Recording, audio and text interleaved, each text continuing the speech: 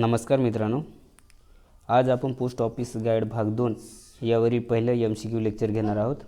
Post office guide भाग 2 हा विदेशी पत्रव्यवहार संबंधित आहे, त्यामुळे भरपूर जीडीएस बांधवांना याबद्दल पुरेशी माहिती नसेल, त्यामुळे व्हिडिओ पूर्ण बघा। व्हिडिओ आवडला तर लाईक करा, शेअर करा आणि चॅनलवरती नवीन असाल तर चॅनलला सबस्क्राईब करा। चला तर मग व्हिडिओला सुरुवात करूया। प्रश्न पहिला दिलेला आहे, UPUचे मुख्यालय कोठे आहे? UPUचे म्हणजे युनिव्हर्सल पोस्टल युनियन याचे मुख्यालय कुठे आहे असं विचारलं आहे।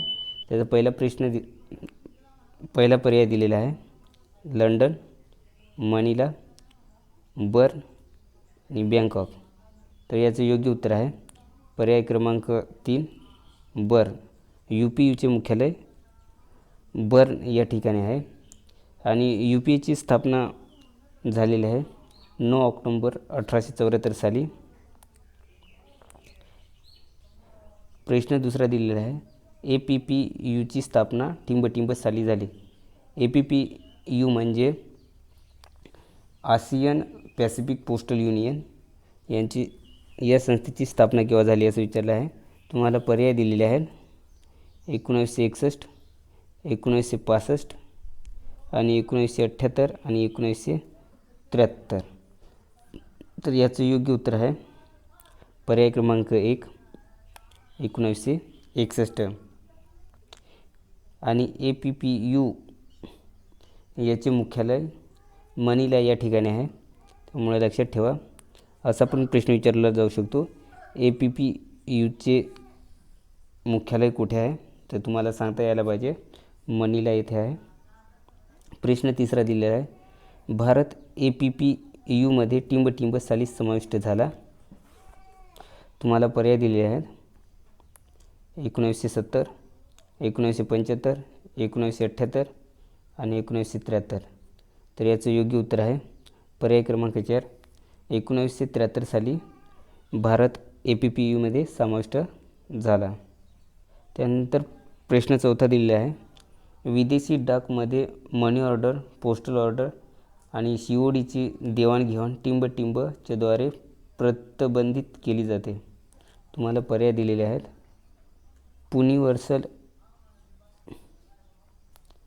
मित्रांनो इथे टायपिंग मिस्टेक आहे, युनिव्हर्सल पोस्टल युनियन कन्व्हेन्शन।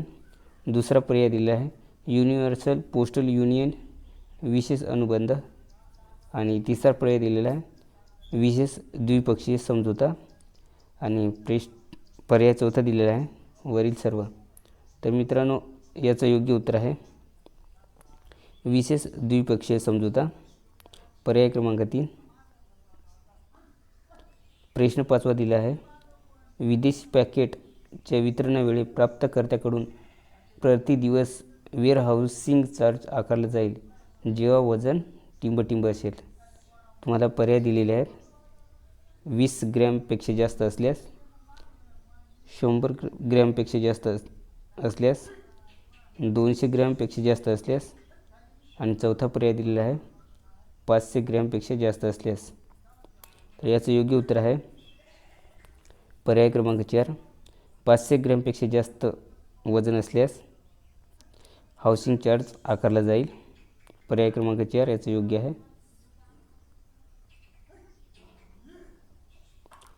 प्रश्न 6 दिला आहे, PO गाईड 2 नुसार विदेशी डाकमध्ये मुद्रित पॅकेट सेवा भारतात टिंबटिंब सेवेशी संबंधित आहे। तुम्हाला पर्याय दिलेले आहेत नमुना packet, pattern packet, book packet आणि वरीलपैकी नाही। तर याचं योग्य उत्तर आहे पर्याय क्रमांक 3 बुक पॅकेट। PO गाईड 2 नुसार मुद्रित पॅकेट सेवा ही भारतात बुक पॅकेटच्या संबंधित आहे। प्रश्न 7वा दिलेला आहे, विदेशी डाक वस्तूच्या बाबतीत रजिस्टर्ड न्यूजपेपरचे जास्तीत जास्त वजन टिंबटिंब असते। तुम्हाला पर्याय दिलेले आहेत 2 किलो, 1 किलो, 3 किलो आणि पर्याय चौथा दिला आहे 5 किलो। तर याचं योग्य उत्तर आहे पर्याय क्रमांक 1 जास्तीत जास्त वजन 2 किलो असतं। पर्याय क्रमांक 1 योग्य आहे।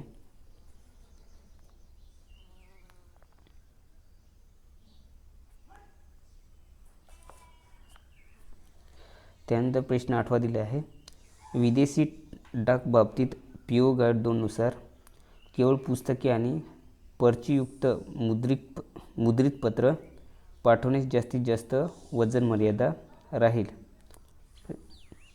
तुम्हाला पर्याय दिलेले आहेत 3 किलोपर्यंत, दुसरा पर्याय दिला आहे 4 किलोपर्यंत, 5 किलोपर्यंत आणि चौथा पर्याय दिलेला आहे 10 किलोपर्यंत. तर याचं योग्य उत्तर आहे पर्याय क्रमांक 3, 5 किलोपर्यंत मर्यादा राहील. पर्याय क्रमांक 3 याचं योग्य आहे.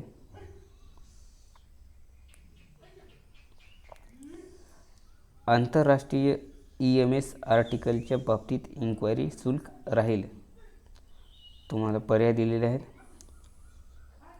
3 SDR प्रति आर्टिकल आणि दुसरा पर्याय दिलेला आहे 5 SDR प्रति आर्टिकल आणि तिसरा पर्याय दिलेला आहे 7 SRD प्रति आर्टिकल आणि चौथा पर्याय दिलेला आहे कोणतेही शुल्क नाही. तर मित्रांनो SDR ही एक करन्सी आहे. तर याचं योग्य उत्तर आहे पर्याय क्रमांक 4, कोणतेही शुल्क नाही. आंतरराष्ट्रीय EMS आर्टिकलच्या बाबतीत इन्क्वायरी शुल्क कोणतेही शुल्क राहत नाही, त्यामुळं पर्याय क्रमांक 4 याचं योग्य आहे. तुम्हाला 11वा प्रश्न दिलेला आहे, योग्य पर्याय निवडा. पर्याय दिलेले आहेत, कोणत्याही देशाकडून भारतात वितरणासाठी प्राप्त झालेल्या भूमार्ग डाक वस्तूंना भारतातील कोणत्याही ठिकाणी पुनर्निर्देशित करता येईल. दुसरा पर्याय दिलेला आहे, प्रथम श्रेणी मेल सरचार्ज किंवा विना सरचार्ज आर्टिकल भारतातील ठिकाणी हवाई मार्गे पुनर्निर्देशित करण्यास पात्र आहेत. आणि तिसरा पर्याय दिलेला आहे, भारतासाठी कमी शुल्क न करणाऱ्या कोणत्याही देशाकडून भारतात वितरणासाठी प्राप्त झालेल्या भूमार्ग डाक वस्तूंना विना कोणतेही शुल्क दुसऱ्या देशास आकारताना पुनर्निर्देशित करता येईल. आणि चौथा पर्याय दिलेला आहे वरीलपैकी नाही. तर मित्रांनो वरीलपैकी सर्व पर्याय बरोबर आहेत, त्यामुळे याचं उत्तर आहे पर्याय क्रमांक 4, वरीलपैकी सर्व. प्रश्न क्रमांक 12, एका एअरमेल हवाई पत्र्याचे वजन टिंब पेक्षा जास्त असता कामा नये. पर्याय दिलेले आहेत 3 किलो, 5 किलो, 2 किलो, 4 किलो. तर याचं योग्य उत्तर आहे पर्याय क्रमांक 3, 2 किलोपेक्षा वजन जास्त असता कामा नये. प्रश्न 13 दिलेला आहे, अशी कोणती सेवा आहे ज्यास विशेष रूपाने सीमेबाहेर देवाणघेवाणसाठी ई-कॉमर्स आवश्यकतेची पूर्तता करण्यासाठी डिझाईन केले गेले आहे आणि आशिया प्रशांत क्षेत्रामध्ये शिपमेंट पाठवण्यासाठी दृष्टीच्या दृष्टीने किफायतशीर आहे. तर तुम्हाला पर्याय दिलेले आहेत पॅटर्न पॅकेट, दुसरा पर्याय दिला आहे एअर पार्सल, तिसरा पर्याय दिला आहे आंतरराष्ट्रीय ट्रक पॅकेट आणि चौथा पर्याय दिला आहे वरीलपैकी एकही नाही. तर याचं योग्य उत्तर आहे आंतरराष्ट्रीय ट्रक पॅकेट. पर्याय क्रमांक 3 याचं योग्य आहे. प्रश्न 14वा दिलेला आहे, प्रधान डाक मूल्यांकन आणि डाक मूल्यांकन हे विदेशी डाक वस्तूच्या बाबतीत शुल्क निर्धाराच्या विषयीच्या तक्रारीचे निवारण करतात. हे कोणत्या विभागात असतात. तुम्हाला पर्याय दिलेले आहे डाक विभाग, नागरिक उड्डाण विभाग, सीमा शुल्क विभाग आणि विदेशी मंत्रालय. तर याचं योग्य उत्तर आहे पर्याय क्रमांक 3, सीमा शुल्क विभाग. प्रश्न 15 दिला आहे, जर प्राप्तकर्त्याकडून वितरित केलेल्या कस्टम ड्युटीच्या पावत्यांची मागणी केल्यास त्या जारी करण्यास कोणते कार्यालय अधिकृत आहेत. पर्याय दिलेले आहे विदेशी डाकघर, प्रधान डाकघर, उपडाकघर. पर्याय क्रमांक 4 दिला आहे 1 आणि 2. तर याचं योग्य उत्तर आहे पर्याय क्रमांक 4, 1 आणि 2. प्रधान डाकघर व उपडाकघर ही कार्यालये अधिकृत आहेत, त्यामुळे पर्याय क्रमांक 4 याचं योग्य आहे. कस्टम क्लिअरन्स शुल्क कोणत्या वेळी घेतला जाईल? पर्याय दिलेले आहेत. विदेशी डाकघरमध्ये परीक्षणेवेळी, बुकिंग वेळी, वितरणावेळी आणि वरीलपैकी कोणत्याही वेळी. तर याचं योग्य उत्तर आहे पर्याय क्रमांक 3 वितरणावेळी. तर कस्टम क्लिअरन्स शुल्क वितरणावेळी घेतला जातो, त्यामुळे पर्याय क्रमांक 3 याचं योग्य आहे. प्रश्न क्रमांक 17. वैध आयात निर्यात कोड ठेवणाऱ्या कोणत्याही निर्यातकास ई कॉमर्स निर्यातीसाठी टिंब फॉर्म भरल्यावर परवानगी दिली जाते? तुम्हाला पर्याय दिलेले आहेत. CN 23, CN 22 आणि PBE 11 आणि PBE 1. तर याचं योग्य उत्तर आहे पर्याय क्रमांक 4 PBE 1. तर निर्यातीसाठी PBE 1 फॉर्म भरावा लागतो, तेव्हा परवानगी दिली जाते. प्रश्न क्रमांक 18. वैध आयात निर्यात कोड ठेवणार कोणत्याही निर्यातकास टिंब फॉर्म भरल्यानंतर ई कॉमर्स निर्यातीव्यतिरिक्त अन्यसाठी परवानगी दिली जाईल? तुम्हाला पर्याय दिलेले आहेत. CN 23, CN 22, PBE 2 आणि PBE 1. तर याचं योग्य उत्तर आहे पर्याय क्रमांक 3 PBE 2. हा फॉर्म भरल्यानंतर ई कॉमर्स निर्यातीव्यतिरिक्त अन्य परवानगी दिली जाते. प्रश्न क्रमांक 19. विदेशी डाकमध्ये मुद्रित पेपर सेवेच्या समान अंतर्देशीय डाक सेवा आहे? पर्याय दिलेले आहेत. पॅटर्न आणि नमुना packet, registered newspaper, book packet सेवा, वरीलपैकी नाही. तर याचं योग्य उत्तर आहे पर्याय क्रमांक 3 बुक पॅकेट सेवा. प्रश्न क्रमांक 20 दिलेला आहे. भारतीय डाकघरात बुकिंग केलेल्या आंतरराष्ट्रीय रजिस्टर एम बॅगेचे नुकसान पूर्ण चोरी किंवा पूर्ण नुकसान झाल्यावर टिंब मोबदला दिला जाईल? पर्याय दिलेले आहेत. 50 SDR, 10 SDR, 150 SDR आणि 200 SDR. तर याचं योग्य उत्तर आहे पर्याय क्रमांक 3 150 SDR. तर पूर्ण नुकसान झाल्यावर 150 SDR मोबदला दिला जातो.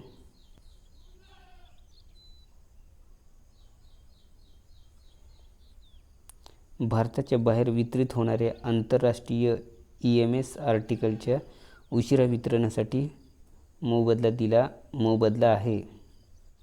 पर्याय दिलेले आहेत.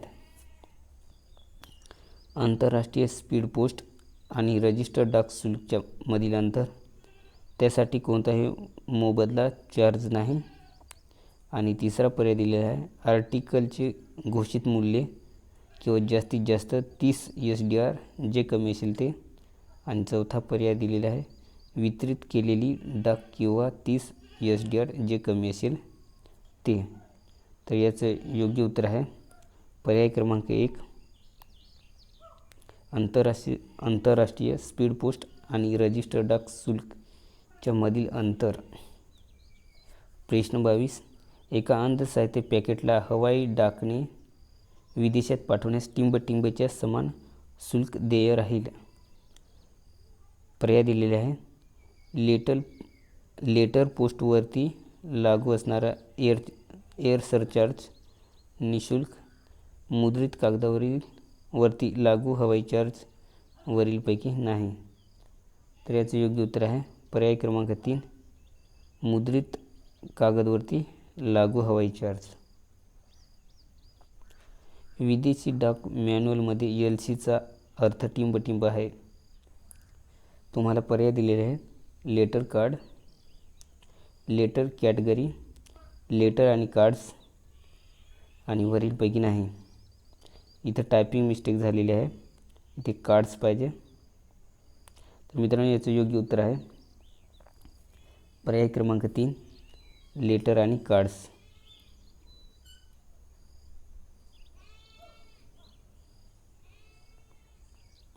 प्रश्न क्रमांक 24. विदेशी डाक मॅन्युअलमध्ये एओचा अर्थ टिंबटिंब आहे. पर्याय दिलेले आहेत. Account office of foreign country आणि दुसरा पर्याय दिलेला आहे admin office of foreign country आणि तिसरा पर्याय दिलेला आहे ॲडमिनिस्ट्रेटिव्ह ऑफ फॉरेन कंट्री आणि वरीलपैकी नाही. तर याचं योग्य उत्तर आहे पर्याय क्रमांक 3 ॲडमिनिस्ट्रेटिव्ह ऑफ फॉरेन कंट्री. प्रश्न क्रमांक 25. विदेशी डाक वजन आणि संयुक्त शुल्क निश्चित करण्याच्या उद्देशाने सर्व देशात आणि क्षेत्रांना किती समूहामध्ये विभाजित केले आहे? पर्याय दिलेले आहेत 6 समूह, 7 समूह, 5 समूह, 8 समूह. तर याचं योग्य उत्तर आहे पर्याय क्रमांक 1 6 समूहामध्ये विभाजित केले आहे. प्रश्न क्रमांक 26. विदेशी डाक एरोग्राम एक श्रेणी आहे जी विशेष रूपाने वायूद्वारा संचरण करण्यासाठी अभिप्रेत आहे आणि याच प्रकारे आंतरदेशीय डाक संबंधित कोणती श्रेणी टिंबटिंब आहे? तुम्हाला पर्याय दिलेले आहेत आंतरदेशीय पत्रकार्ड, लिफाफा, पार्सल आणि ट्रॅक्ट पॅकेट. तर याचं योग्य उत्तर आहे पर्याय क्रमांक 1 आंतरदेशीय पत्रकार्ड. पर्याय क्रमांक 1. प्रश्न क्रमांक 27. दुमडलेल्या एरोग्रामसाठी कमीत कमी आणि जास्तीत जास्त आकाराची परवानगी आहे. तुम्हाला पर्याय दिलेले आहेत 100x140 आणि 120x120. दुसरा पर्याय दिलेला आहे 90x140 आणि 110x120. त्यानंतर पर्याय क्रमांक 3 दिला आहे 80x140 आणि 100x120 आणि चौथा पर्याय दिलेला आहे 90x130 आणि 110x120.